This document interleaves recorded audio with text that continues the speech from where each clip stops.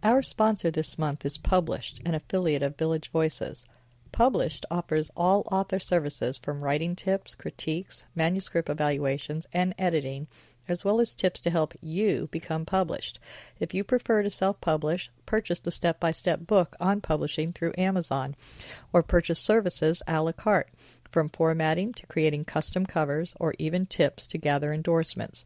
The staff is headed by 2 professional writers. After your books are published, either trade paper, electronically, or both, purchase marketing tips, web services, book trailers, or turn your book into an audiobook. Publish provides all your writing, publishing, and marketing needs. So give them a call at 941-748-6865. Contact them online at dgould497@aol.com, or go to the website at www.publishedavillagevoices.webs.com.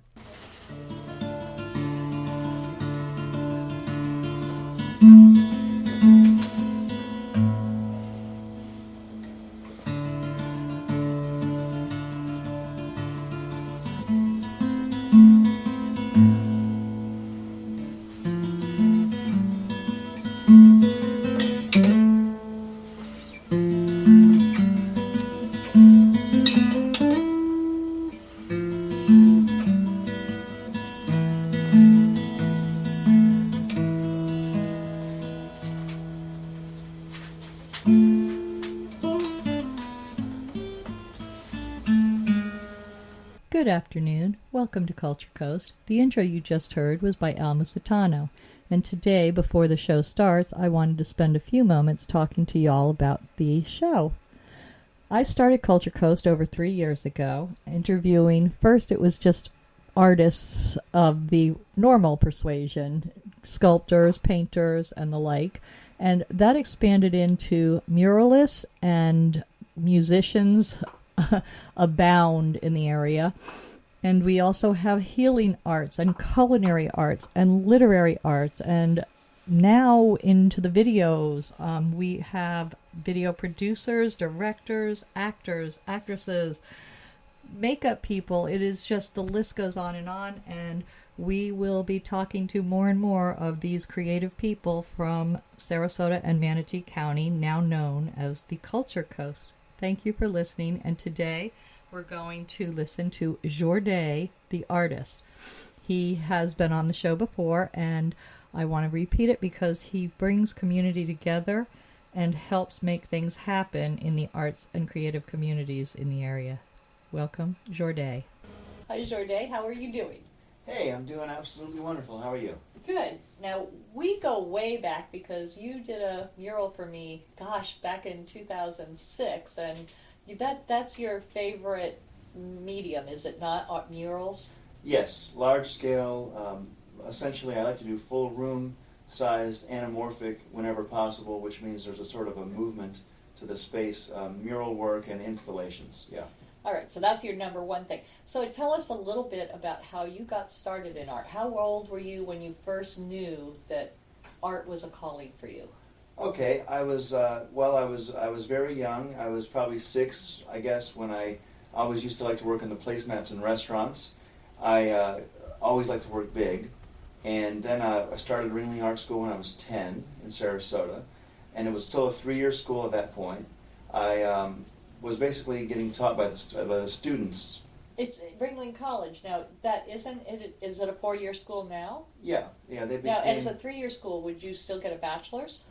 Oh, you're asking me a technical question about the school. I don't know the exact process. I know that in order for it to be, I guess, fully accredited, they had to become a 4-year school. It was basically a fine arts-oriented school, though, for sure, when I started. It was printmaking. World famous, sculpture, yeah. And Dwight Rose was one of the teachers that I had at that time. He's still around, I believe. So were you from this area? Yes. So Ringling was just part of your growing up, and so that's why you ended up there. I'm just wondering, because some people come from across the country or across the world to come to Ringling. I always called it home. I went for weekends, for summer programs. Every time I was there, it felt like my home. Ringling felt like... I was an artist. It felt like the place I was the most comfortable to be. So I just wanted to spend all my time there. So 6 years old, what kind of art were you interested in? I liked same thing I do now. Landscapes, cabins. I was very into acrobats too, like people standing on their heads and like tall towers of people that were all somehow interconnected together, and the abstraction of it. I think that Picasso was probably inspiring me a little bit at that age. Who knows? My grandmother was also a commercial artist. Oh, so it comes from your family. Yeah, yeah. My grandmother was not necessarily famous for it, but she had lived up in New York, and she used to. I'll tell you a lesson my grandma gave me, which was fascinating. Was how to paint a rock. She showed me how to paint a rock, and to this day I love painting rocks. In the 2013 Chalk Festival in Sarasota, I did what was called the Love Rocks, and it became very well known. It was a waterfall that flowed down, and the word love came up out of the ground. It was for the theme of valor. So I put a big American flag above it so the whole world would see that America was all about love, because it was important to me in an international festival that all the pictures reflected what I knew to be the reality of our country, which is that we love the rest of the world, and that's all that I know. So I wanted to make sure that the rest of the world saw what I saw. Gotcha. That's a message in your art, which I think most artists want, but don't really know how to talk about the fact that their art is a message. It's just a different form of communication. Yeah, yeah. I'm sure that's true. And also, I was just pointing out the other night to a group. We're talking about an artist is probably one of the more sensitive types of people. A lot of times they don't feel loved. So a lot of times the acceptance that you may not realize you're giving an artist is you're basically giving them the love that they're asking for by appreciating their artwork. They feel closed off. They feel depressed. So Most artists tend to be more the introverts, right? They're not necessarily extroverts.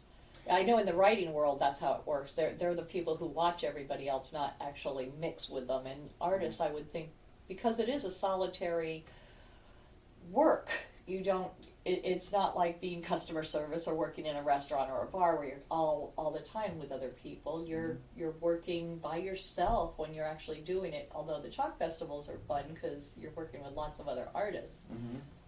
Well, I studied Da Vinci a lot, and because I was in the museum for 5 months, it was the only time, they told me historically, and the only time in the world it's ever been done. That a living artist... Tell our artists about the Da Vinci. Many of our listeners don't know about the Da Vinci exhibit. Okay, well, Mark and John Rogers from, I believe it was St. Louis, were here, and they brought over the extension of the Florence, Italy Museum. It was called the Da Vinci Machines Exhibition.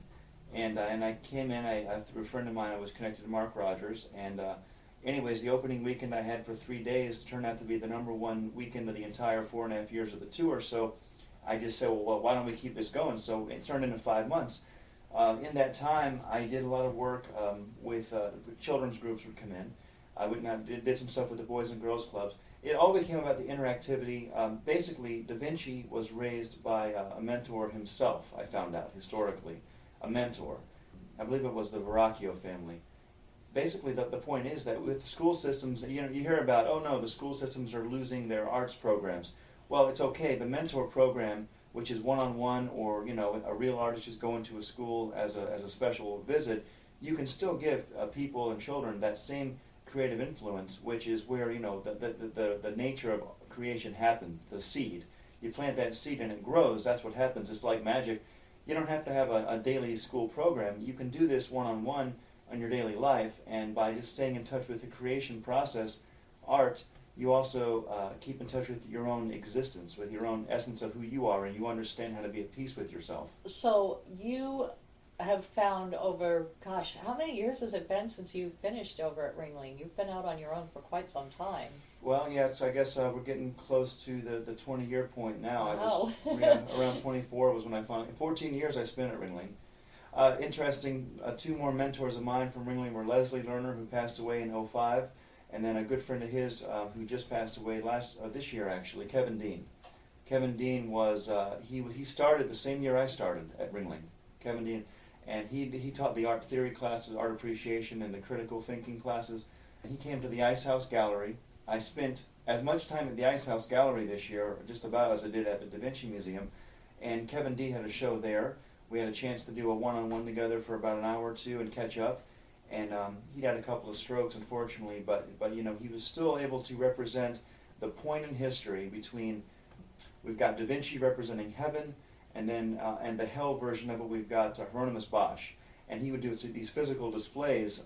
You'd look on the ground, you'd see these bottles of things and weird stuff, and it looked like a Bosch type painting, and then up on the wall, the same thing reflecting the Da Vinci side, represented the ideal of man coming through in creation, and then the reality of man coming through in creation, and how that time period is basically a time period that we all kind of got stuck in a loop for 500 years, which was the same thing that we focused on with the Machines exhibition in Bradenton, Florida, where I was involved specifically for 5 months. It was just about helping people to get over that hump and stop going in that circle, to go back to, oh no, life on earth is about this, versus, oh, we wish it was about that. The point is, no, it's all things at all times, right now, in a singular moment. That's what existence truly is.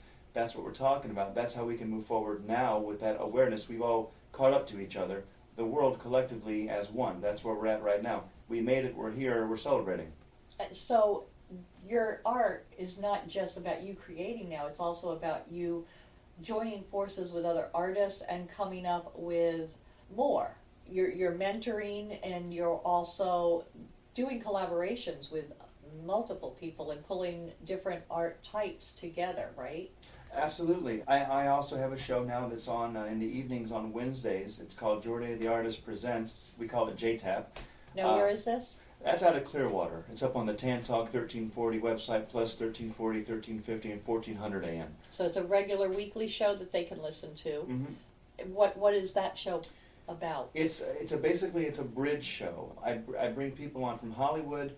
I bring people on from Seattle, Washington, and from Palm Springs, California, from Brazil. All artists? No, there's a blend of musicians, artists, and then Hollywood performers, like actors. Like we had Saeed Faraj on. He's been in movies like Ghost and True Romance and Green Zone with Matt Damon. So creatives. Yes, exactly. People that are truly, I want to call it like a slave to the creative process. You can't help but be an artist because you can't help it. You just feel it too strongly. You must. All right, so it's part of the creative process. Mm-hmm. Yeah, and what inspired me was one thing. I specifically said to myself, I've gotten a ton of attention my whole life for being an artist. I mean, I just did. How did you do that? I mean, so many people struggle to get attention, and yet you seem to. Is it because you're an extrovert, which is unusual for an artist? Well, maybe. I'm born on the 17th of December. It's very close to the cusp. The Capricorn and the Sagittarius thing, they can kind of butt heads. The Capricorn element, from my experience, is a bit more of a business person. And I'm a showman. I have that in my blood. And so performing the role of an artist became as important to me as creating art itself. When I went out to someone's home for a private job to, say, do a mural in someone's home, my first and foremost thing was I wanted them to understand they had a real artist in their house, and I was every bit, they could be just as happy as if Michelangelo himself had come in, because I was that serious about it. I wasn't looking at the work I produced and judging that. I was going by the fact that since I was 6 years old, I had no choice. That was simply my identity. Even my name, Jorde, came from Catalonia. My mom, my godparents were from the area. So my mom, that's where the name came from. So my whole life, I always heard my mom explaining to everyone how to say my name for the whole, first 10, 14 years, whatever, to this day, really. So, it was just, apparently it was very important. And then my grandmother used to always tell me, well, I'm going to grow up and be someone very special. I mean, from the time I just always heard that. So it became like a responsibility. Like, I truly feel like my point, my purpose is to represent the artist. I mean, I am an artist, but I feel like I'm supposed to represent all artists because I don't have... And not just fine arts, but yes, all types of art. Yes, creativity itself. So you're not one of that school that, they didn't go to college and get this particular degree, so they're not really fine artists. No, ironically, actually, I work with a fellow named Brandon Scott. Okay? Oh, I know Brandon. Right. I've had him on the show. He's great. Exactly. Brandon Scott is awesome. You know his story. He's self-taught. He's worked, it's like 3 or 4 years now. In here, but... Well, he's done a few things, but he got into art later in his life. He's a great example, though, of a legitimate artist who's self-taught. And exactly what you just pointed out. I went to school for 14 years when I was a kid. He's always been an artist. You don't just suddenly one day become an artist. You know what I mean? you just realize in the process that it's timeless, and you either can embrace It was like, welding. it just drew him. Yeah. I've done a little welding with my brother too. We actually built my trailer and stuff like that. I enjoy engineering, fabrication, the whole process. It's all part of it, yes. Yes, I love Brandon. He's a co-host on my show. Oh, good. Mm-hmm. That's really cool. Up in the Clearwater show. Yes. Okay, so you've got your own show there. What about your work itself? How would somebody decide a private commission? You don't have a gallery, correct? No, Of your own. I like to represent galleries when I'm involved with them and help them work from the ground up and support the entire process. But to this day, it's traveling, it's on location, or it's the home studio, which is private. So But how do people find you? Just word of mouth? it's been a combination of. There's Facebook, there's the website when it's up. My phone number, it's 407-310-8589. You're welcome to call me anytime. Wait a minute, 407-310? 407-310-8589. 8519. 8519, yep. And I guess it's mostly word of mouth. Anywhere in the country you would go, or if they wanted you outside of the country too, as long as they're paying for the costs? Probably. I like to support the country of the United States of America primarily right now. I'm more of a homebody, you could say. But I don't mind traveling. I don't like to fly. I'm funny about flying. I drive everywhere, But I just enjoy going on location. I enjoy the adventure of it, And I have been doing some nice portraits lately, though, on 4x4 panels on piso. And I've started performing live. In fact, coming up this Sunday at Ace's Lounge with Dean Johannesson, and we've got a crew of performers, musicians, and artists are going to be there. We're actually doing Vision 5 and 9. And it's going to be, live creation. The work will be available right then and there. I started doing a thing with markers where my roots are in the quick sketch. So like caricatures, but better... Sustained gesture. And it can be anything. I like to blend the surreal with the emotional, expressionistic type of work. What I'm going to focus on at this particular event is each performer that's up there and how their music that's coming through them is affecting the way that I perceive their appearance. So you're going to be doing quick shots of the performers that are performing. Yes. And now, will those be available for sale, or Yes. are those going to go to the performers? No, they're all available for sale right then and there on the spot. I'm thinking something real reasonable, like literally $25 a sketch. I'm making this thing so affordable that people can just come right up and be impulsive about it. It's something new I enjoy doing, performing on the stage, as a backup element to the show right now, but I wouldn't mind even getting into the piano and actually doing some playing, as I move forward. I'm very open to it. I enjoy being in front of people. Do you play musical instruments as well? Well, I played until I was 14 and played the piano, so I'd have to pick it up again, but I could do it. I'm sure I could do it. I love it, I just enjoy my hands can reach a full octave, my pinky to my thumb, so... And now, let's go back to the Chalk Festival, which you were just involved with last weekend. It was the Venice Chalk Festival. Yes. And they were working on setting a Guinness record for the biggest square footage of Chalk Festival. Well, right, for a single anamorphic piece. Kurt Wenner was the one who designed it. It was the Megalodon shark. I was unfortunately very tied up with my own project, so I wasn't able to put my hands on the project itself, but I was... That part of it, but it was in multiple locations, and you were one Yes. of the participating artists in the festival itself. Right, the Guinness book piece was out at the airport, where it still is. I believe they did it fully with paint, so it should be there for a good long time. Okay, because I know they usually do it with chalk, and then it rained right after that, and I went, oh my gosh, it'll all disappear. Right, yeah, I know. It was so sad, because it was over the weekend, and the weather was nice, and no, the weather was really bad that weekend. How did they do that? Well, the weather was fine the entire time I was there. I was there for 3 days. I did a piece that, you can see it on my Facebook page if you go to the one and only Jorde the Artist on Facebook. It also comes up under the King of Murals, which is a name that some of my fans came up with, and I embraced it because it was fun. The piece I did actually is gone, but it basically reflected a very surreal Dali-esque element. It was called Life. It was holes opening up in the ground, and then there was a melting ice heart, which was melting and then pouring down like a small waterfall into a crevasse.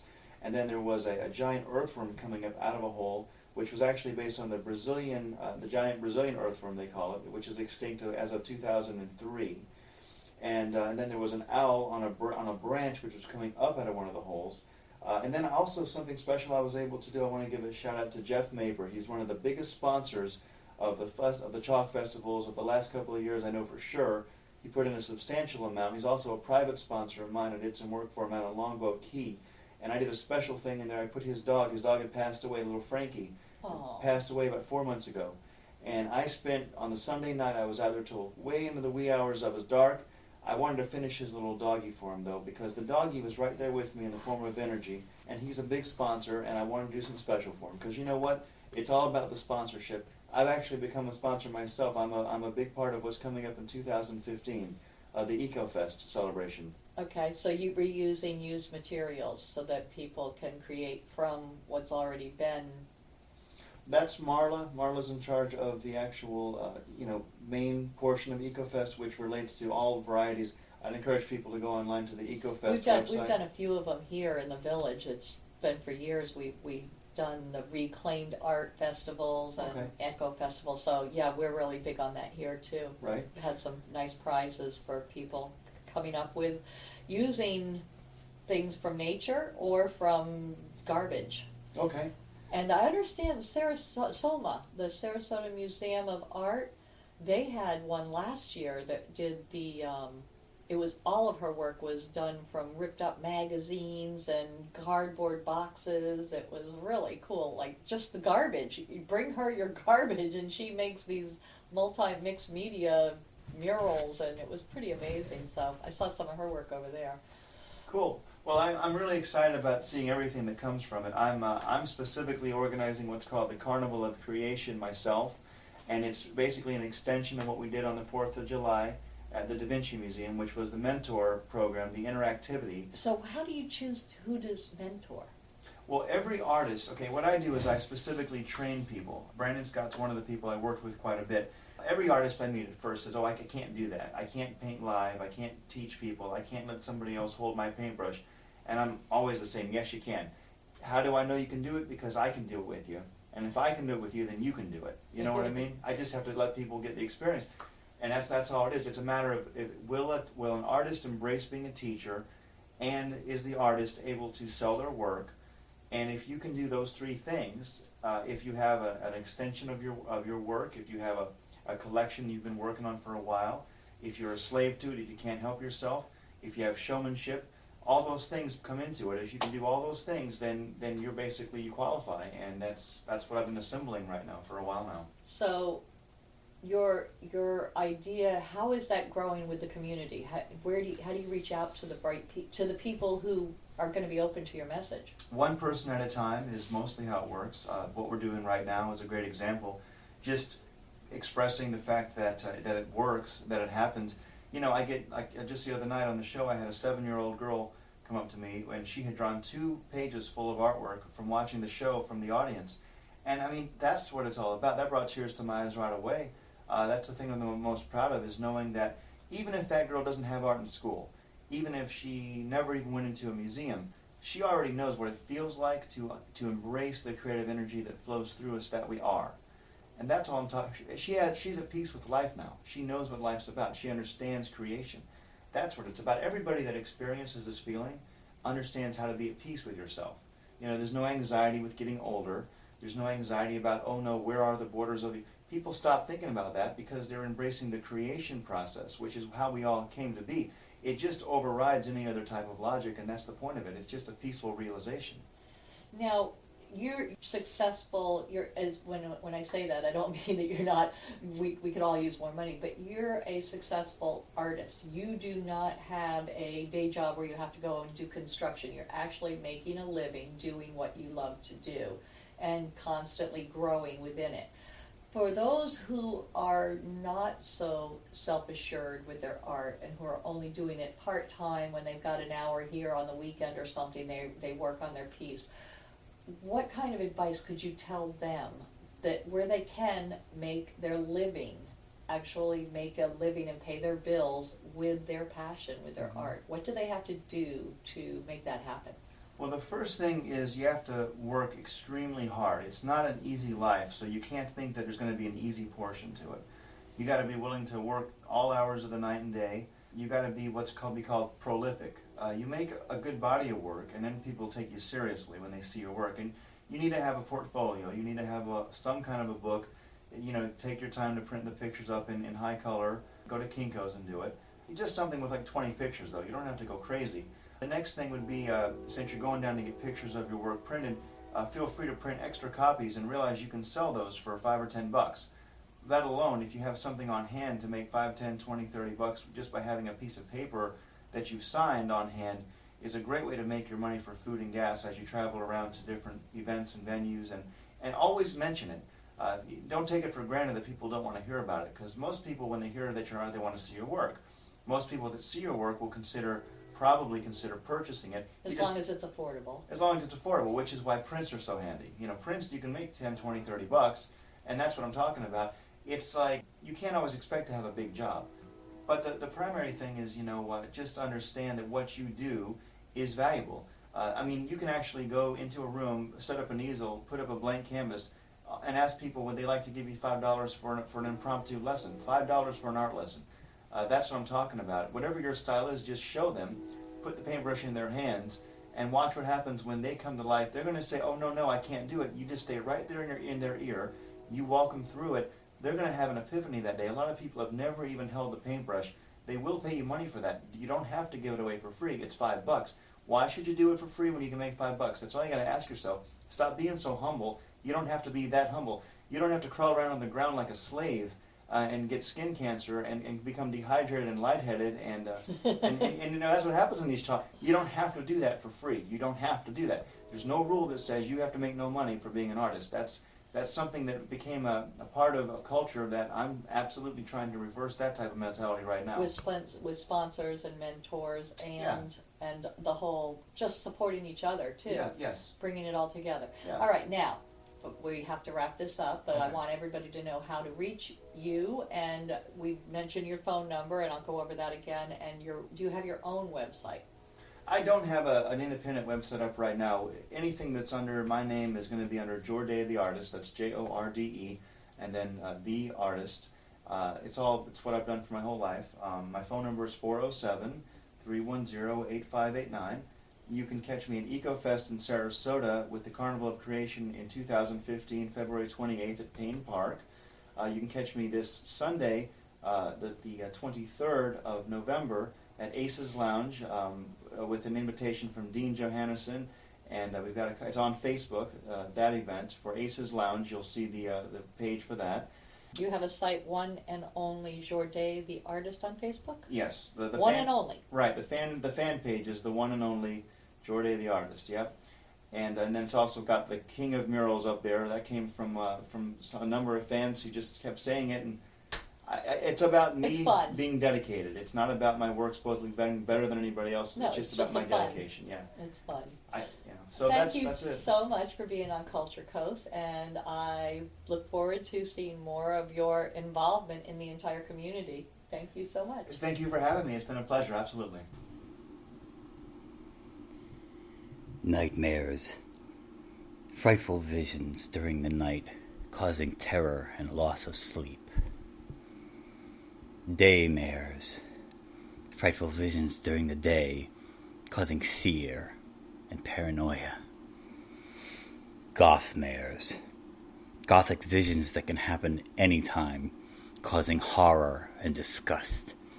But sometimes they offer answers. Read Gothmares if you dare.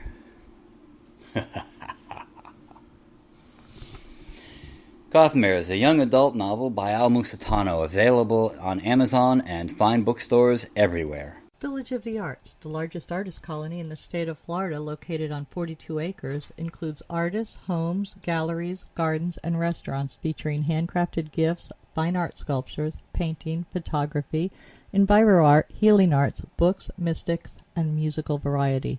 A few of the galleries are unique in their offerings. Village Voices specializes in books and art created exclusively by Florida residents. The Dancing Crane Gallery offers fine art, custom jewelry, and unique, innovative art. The Village Mystic offers all things metaphysical: meditation, massage, mediums, aromatherapy, psychics, shamans, Reiki healing, and the gem mine, where you can mine for your own personal treasure. Yoga Arts offers classes or one-on-one coaching. Musicians and bands can be found throughout the area. Many of the artists and musicians offer classes. Restaurants and bakeries provide respite for the weary and magic for the foodies. Visit during the first Friday Art Walk and stroll through the shops and galleries enjoying free appetizers, wine, music, and demonstrations. For hours and information, please visit the website at www.villageofthearts.com.